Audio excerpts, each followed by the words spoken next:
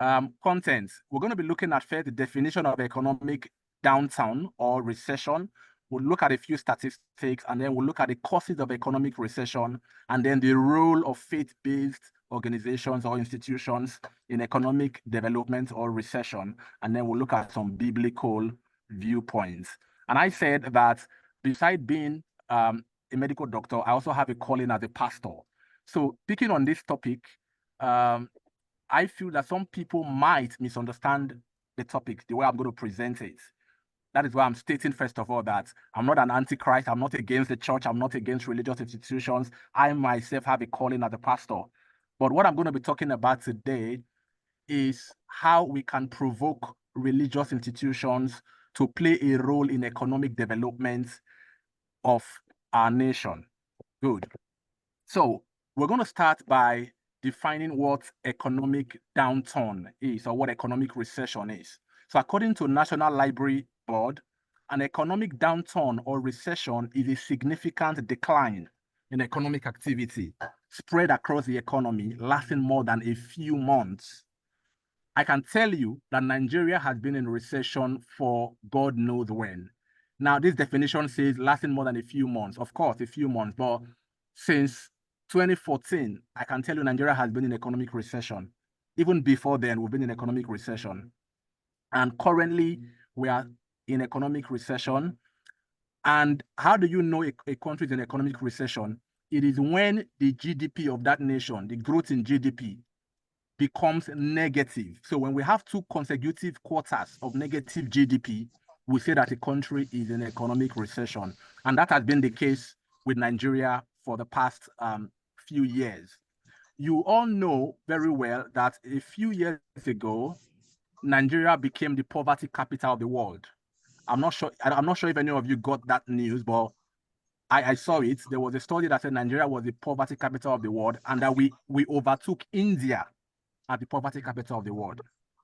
Well, the question you want to ask is, how can a nation so endowed with a lot of natural resources and a nation so highly religious become the poverty capital of the world? How possible is that? And we're going to be looking at why that is the case and what religious institutions must do to make sure that we bring economic development to our nation. Now, a few statistics. Currently, as we speak, 56% of Nigerians are living in poverty. 56%. Okay. So we are here. Okay, thank you. Go ahead, Dr. Clement. Yeah, so I said everything in Nigeria is dollarized. The dollar affects the price of almost everything, and that's majorly because we send our crude oil abroad to be refined, and then they sell it back to us in dollars, and that again affects the price of crude oil and the price of petrol, and affects every other product in the market. So that is one of the reasons for economic recession and the poverty that we experience in Nigeria. And then again, the fuel subsidy removal, we know, also caused a lot of, plunged a lot of people into poverty, actually, that fuel subsidy removal. And that's one of the reasons for the economic hardship that we're having in Nigeria today. And then I talked about corruption in government, where somebody just steals a lot of money, steals billions of Nigerian money, and nothing is done to the person. So that is the reason for economic recession and poverty. And then we have lack of infrastructure. Hello? Can you hear me? Yes, we can hear you. Go ahead, please. Okay, good. Yeah, so we also have poor or lack of infrastructure is a major reason for the economic recession and the poverty line in Nigeria. And then we have lack of economic diversification. We are solely dependent on crude oil, and that is not good for any nation at all. To be dependent on just one source, of income, it is a very bad thing. Other nations are diversified. They don't focus on just one economic product.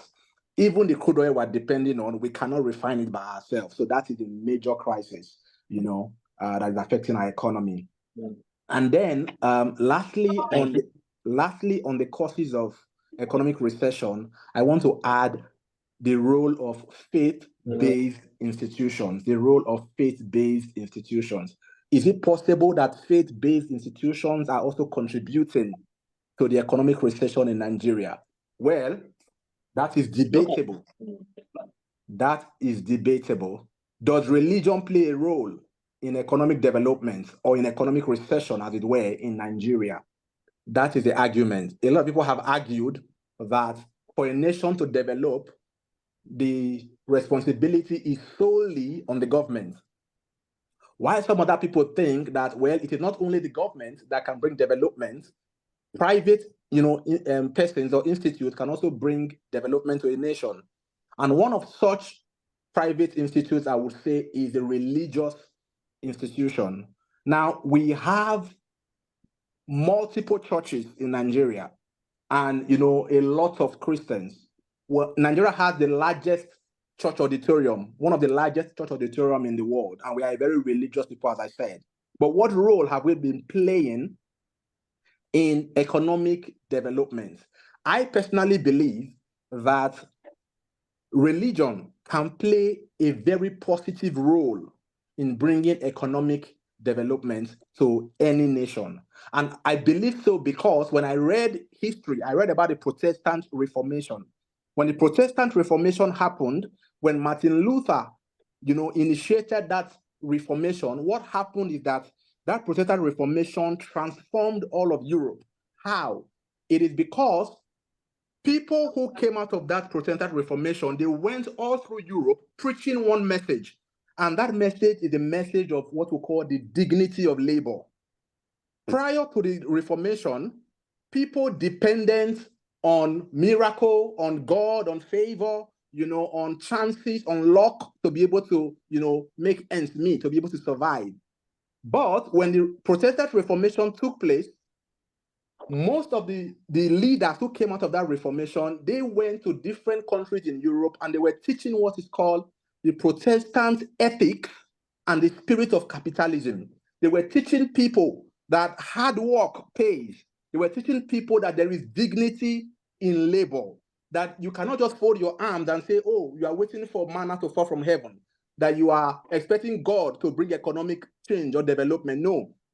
And everybody, every Christian, every church member must at least have a job. You must work. And it doesn't matter the kind of job that you have, but you must work. Because it is through work that you are economically empowered.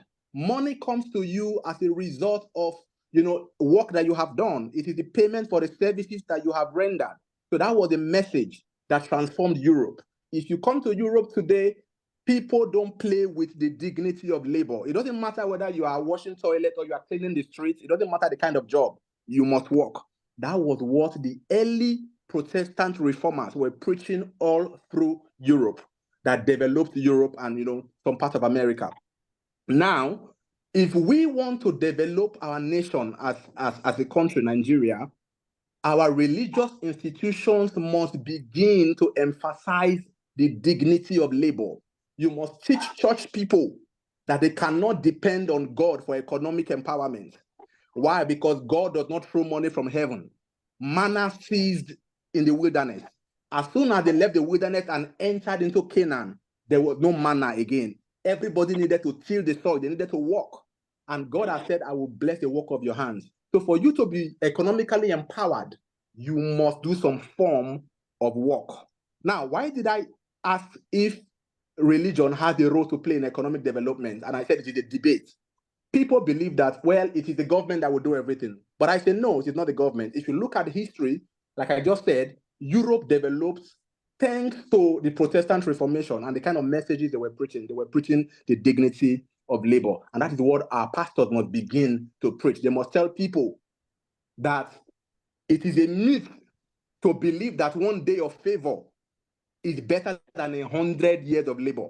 I don't know if you have heard that before, where they say one day of favor is better than 1,000 years of labor. Has anybody heard that slang before in the church or in Nigeria?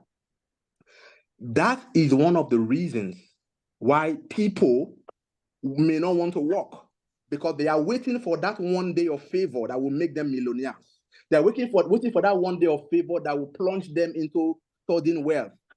And unfortunately, that one day of favor never comes. That is why our people are getting poorer and poorer. It does not matter how many prophets come and prophesy and say one day of favor is coming to you. No. If you look at the nations, the developed nations of the world, they are not waiting for one day of favor. Everybody is working. In Nigeria, you work 9 to 5 by 8 hours. Here, most of the job here are you do 12 hours of work. Why? Because it is through work that you get economic empowerment. All developed nations in the world got developed because of work, diligence. So we must teach people in our churches that they must stop waiting on favor and stop waiting on manna from heaven, that one day of favor is not better than 1,000 years of labor, because that one day of favor might never come. If we keep waiting, Nigeria will remain the way it is. So it does not work. We must teach people to do the hard work. There's another religious belief that says that work is a curse.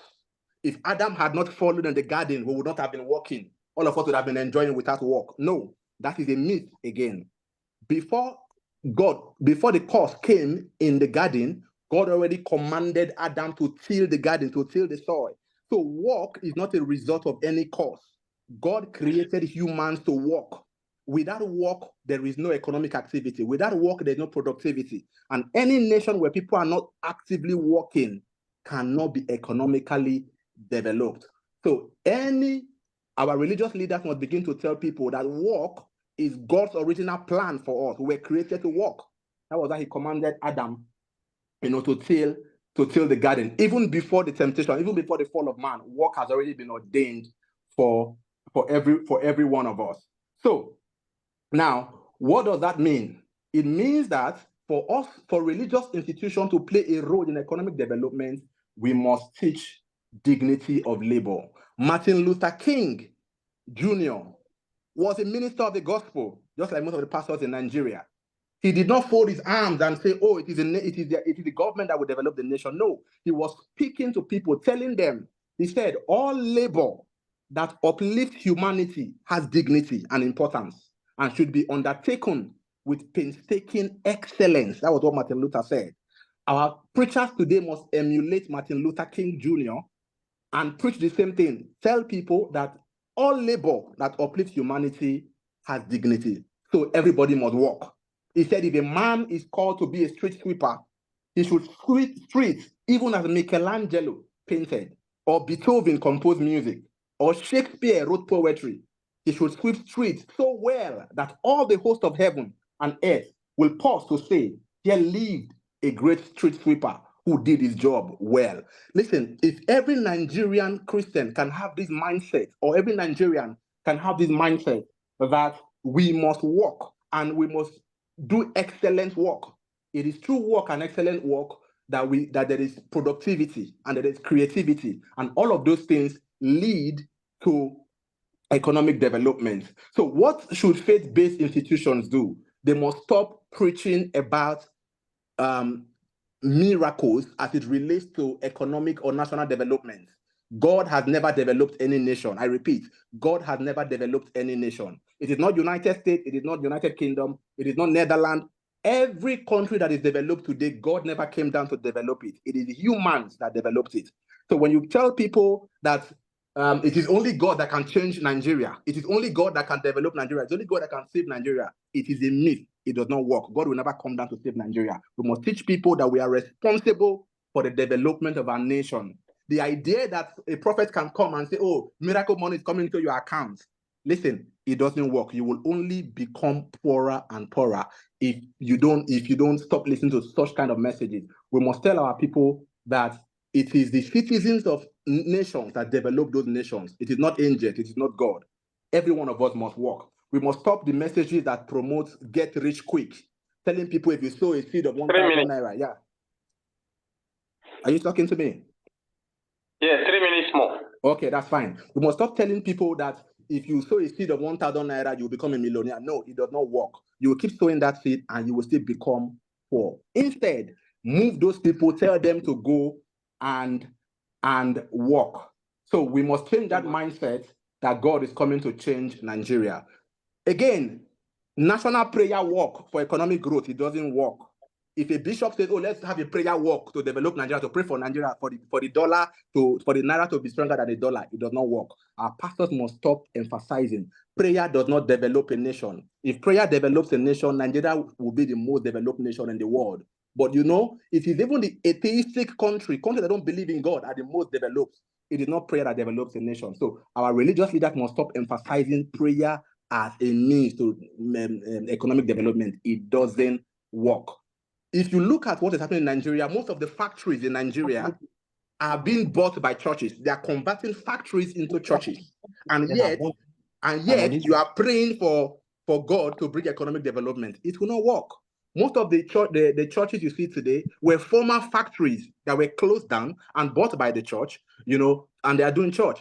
The truth of the matter is, if we must become a developed nation, we must have more factories than churches. Any nation that closes that factory to start churches will remain a poor nation. And Nigeria is an example of that. So proliferation of churches will not bring economic development. The more churches we build, the poorer we become. In Nigeria today, we have an apostle of prosperity who had said that God has called him to preach prosperity to the nation. And from the time he has been preaching till now, economic problems, one economic recession to another. So we must remove that mindset. Economic development is dependent on time conversion, what people do with their time. When people use their time for economic activities, that leads to productivity, and that is how you increase the GDP of a nation. Peter Obi said recently in an interview, he said when he becomes president, he's going to convert 9th vigil into 9th shift. And I support him. That is the only way to bring productivity and economic development. When the time you spend in night vigil, you can use it to work, earn money, and pay your tax and increase the GDP of the nation. We must now, as religious people, stop financial breakthrough services and replace them with skill acquisition workshops. We must teach our members skills. Everybody must have a skill that will economically empower them. We must build factories instead of building the largest church auditorium. It is of no economic value to the nation. We must preach that people must become workaholics. They must work, they must be diligent, because without diligence, a nation tends to poverty. Without diligence, a people becomes poor. The hand that is not diligent will suffer poverty, so the Bible says. We must replace instant gratification messages with delayed gratification messages. All hard work brings a profit, but mere talk leads only to poverty. Proverbs 14:23. Those who work their land will have plenty to eat, but those who engage in empty pursuits, they have no things.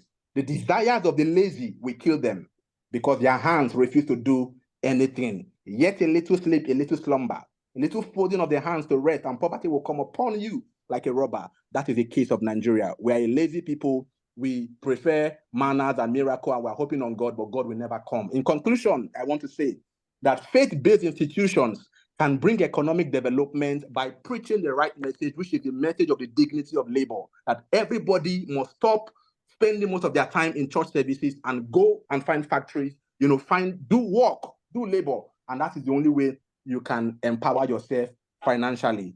And we must preach messages that changes the mindset of the people. All the corruption we are talking about is because the people have the wrong mindset. The value system of a nation can be influenced by the religious institutions. What are we preaching? We must preach truth. We must preach honesty. We must preach dignity of labor. If we do all of this, I believe that Nigeria can become one of the greatest nations in the world. Thank you, and God bless you. Wow. Round of applause. That's great. Thank you so much, Dr. Clement, for that great, wonderful presentation. I wish we can cut the presentation. Let's cut your part out.